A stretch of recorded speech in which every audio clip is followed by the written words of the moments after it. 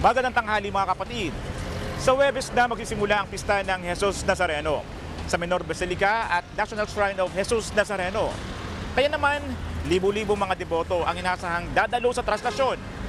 Ikaw kapatid, anong dasal mo kay Jesus Nazareno? Tara samahan niyo ako at magtatanong tayo dito.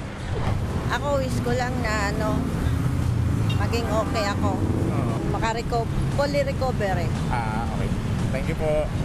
Ako, para sa pamilya ko, na maging sa pamilya ko, lalo po sa mga anak ko, na maging successful din sila. Ayun yung lagi kong dinadasal sa Panginoong Nazareno. Good health sa family ko, syempre. And this 2025 sana maging okay kaming lahat and yung future namin. Ako ang inyong hani ng bayan, ang tunay at nag-iisang pantanggal umay sa pananghalian.